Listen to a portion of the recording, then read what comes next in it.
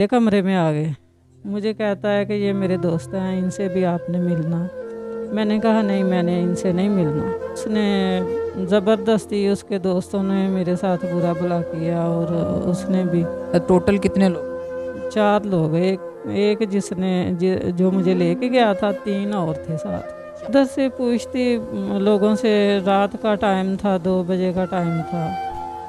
तो एक रिक्शे वाले को मैंने कहा भाई मुझे लारी अड्डा छोड़ रहा है, कोई घरेलू हो, कोई देहाती हो, जिसके मैं आगे पीछे को जानती हूँ कि ये वाकई ये इंसान किस गांव का रहने वाला है, किस जगह का रहने वाला है, किस शहर का रहने वाला है, इसके माँ बाप कौन है, ये कौन है। कोई इस तरह का शख्स मुझे मिले जो कि मेरा सहारा बने। अस्सलाम वालेकुम नाज़रीन, आप देख रहे हैं टू ज़ी पाकिस्तान। और आपने देखा होगा कि हमारे इसी चैनल पे एक स्टोरी बनी थी, नसरीन नामी औरत की, एक लड़की की स्टोरी बनी थी, 28 साल नसरीन। और उसके सारा हमारे व्यूवर्स को पता है, वो स्टोरी देखी हुई होगी आप लोगों ने। तो हमारी वीडियो बनने के बाद तो इनसे लोगों ने रब्ता किया। कुछ हज़रात ऐसे थे जिन्होंने हमसे रब्ता किया, आगे से हमने इनका नंबर उन्हें दिया, ठीक है। तो उसके बाद इनके साथ क्या होता है वीडियो बनने के बाद, तो इन्हीं से जानते हैं कि उसके बाद क्या मामलात इनके साथ हुए हैं, ये कहाँ रही हैं इतने दिन, और ये वापस कैसे आई हैं, और दोबारा से मीडिया पे आने का इनका क्या मकसद है। अस्सलाम वालेकुम। वालेकुम सलाम। अच्छा नसरीन, आप हमारे स्टोरी पे हमारे आप चैनल पे आई थी और आपने वीडियो बनवाई थी एक्सपोर्ट के लिए और सहारे के लिए, कि आपने बोला था कि मैं शादी करना चाहती हूँ।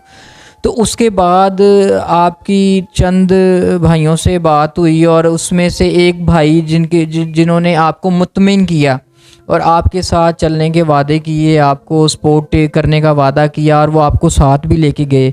तो ज़रा हमारे नाज़रीन को बताएं कि आपके साथ वो सिलसिला क्या हुआ, फिर वो आपको कहाँ लेके गए और आपके साथ क्या हुआ। वो मुझे ना इस्लामाबाद लेके गए अपने साथ। अच्छा। तो एक घर में रखा था, 2 कमरे थे उस घर के। अच्छा। तो उसने उधर मुझे रखा। तो एक दिन मुझे कहने लगा कि आप मेरे इधर से जाते ही दूसरे दिन कहने लगा कि मेरे साथ मेरे कमरे में सो। अच्छा। मैंने कहा नहीं, मैंने आपके कमरे में नहीं सोना, और मेरा और आपका निकाह जब तक नहीं हो जाता मैंने आपके कमरे में नहीं सोना। तो उसने अगले दिन एक बंदे को साथ ले आया कि ये मौलवी है, इसने निकाह पढ़ाना। तो निकाह पढ़ाया, तो ऐसे ही कहा कि निकाह पढ़ा लिया। नहीं, जब वो जिस मौलवी को वो लेके आया था तो कुछ साथ गवाह वगैरह कुछ इस तरह का भी नहीं था, वो अकेला ही था। सिर्फ एक मौलवी को साथ लेके आ गए जो निकाह पढ़ाने। कहते थे कि नहीं, ये निकाह ये पढ़ाएगा और फिर कागजात जो है ना वो दोबारा सेट कर बाद में तैयार हो। हाँ जी। तो मेरे ख्याल में तो ये है कि वो जो मौलवी था वो दोनों साथ मिले हुए थे। अच्छा। तो फिर मैं उसके साथ रहना शुरू हो गई। एक दिन वो कहने लगा कि मेरे दोस्त आ रहे हैं, तो आपने उनको बिठाना, चाय वगैरह। मैंने कहा ठीक है। वो आए, 3 दोस्त थे।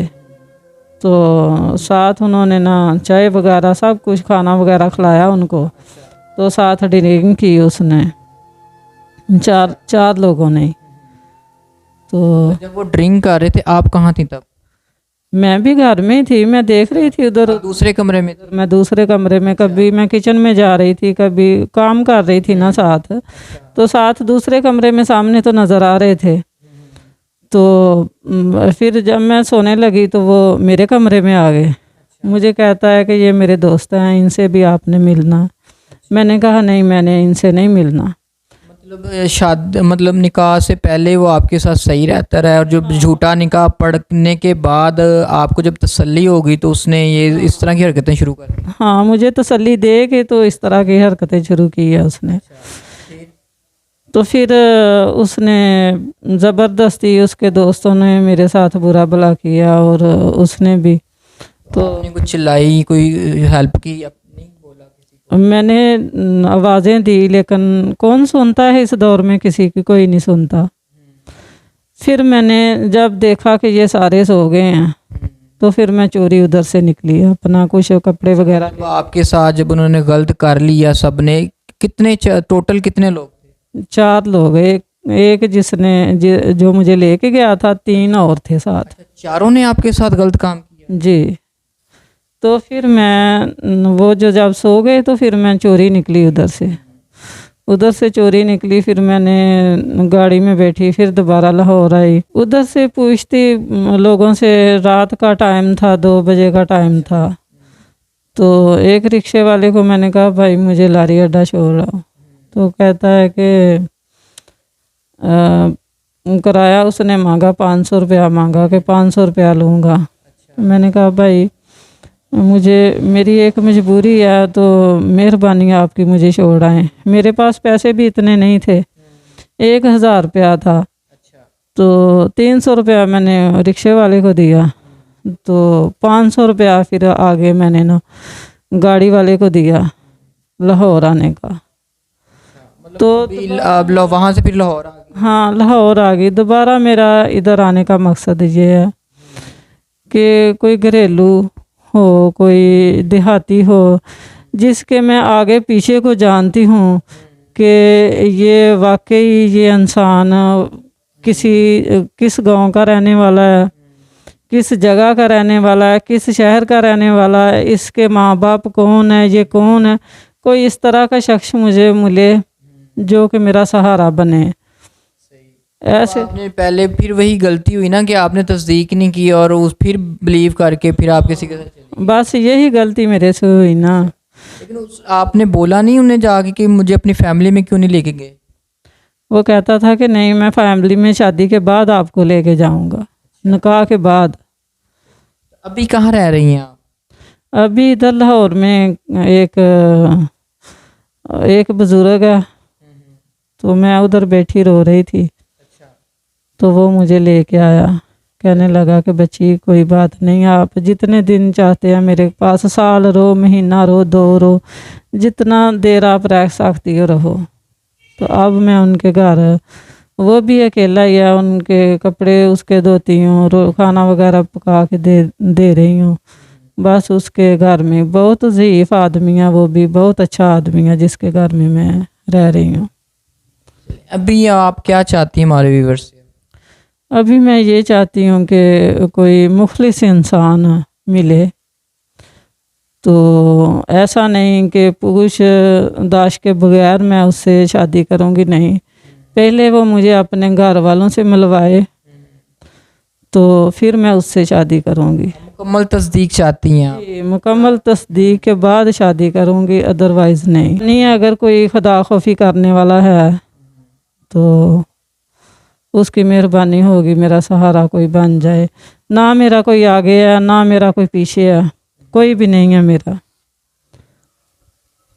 تو ناظرین، آپ نے نسرین کی باتیں سنی ہیں، یہ پہلے بھی ایک بار ہمارے ساتھ میڈیا پہ، ہمارے چینل پہ آ چکی ہیں، اور یہ بہت مجبور ہیں، اور بہت مجبوری میں دوبارہ یہ آئی ہیں کہ ان کے ساتھ جو کچھ ہوا ہے کہ آپ بلیو کر سکتے ہیں، آپ سوچ سکتے ہیں کس طرح مطلب کسی کے ساتھ ہو۔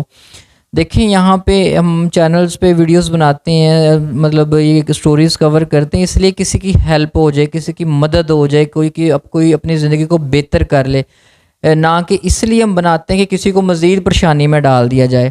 تو ویورز، آپ سے یہی ریکویسٹ ہے، مخیر حضرات سے یہی ریکویسٹ ہے کہ ان کی زیادہ سے زیادہ اگر سپورٹ کر سکتے ہیں سپورٹ کریں، اور جو شادی کے خواہشمند حضرات ہیں وہ رابطہ کریں۔ لیکن میں دوبارہ سے یہ بات بولوں گا کہ بندے کا پتر ہو، انسان کا پتر ہو، کھچ کا بچہ نہ ہو، ٹھیک ہے، بغیرت کا بچہ نہ ہو، انسان کے بچے کی ضرورت ہے، ٹھیک ہے، جو نسلی اور اصلی ہو، اس کی ضرورت ہے انہیں، ٹھیک ہے۔ دیکھیں ان کے ساتھ کا یہاں سے اسلام آباد جاتی ہے اور وہاں جا کے ان کے ساتھ کیا ہوتا ہے، اور یہ واپس بڑی مشکل سے واپس آئی ہیں، ان کے ساتھ وہاں پہ کچھ بھی ہو سکتا تھا، ان کو مار کے وہ کہیں پھینک دیتے تو کوئی پوچھنے والا نہیں تھا۔ تو ناظرین، آپ سے زیادہ یہی ریکویسٹ کروں گا کہ ان کی ہیلپ کریں، ان کی سپورٹ کریں، اور کوئی سنسیئر انسان ہو تو وہ رابطہ کرے۔ ان کا نمبر جو ہے ڈسکرپشن میں لگا دیا جائے گا، تو آپ ان سے ڈائریکٹ رابطہ کر سکتے ہیں۔ تو مزید ویڈیوز دیکھنے کے لیے ہمارے چینل کو سبسکرائب کریں، شیئر کریں، دعاؤں میں یاد رکھیے گا، اپنا خیال رکھیے گا، اللہ حافظ۔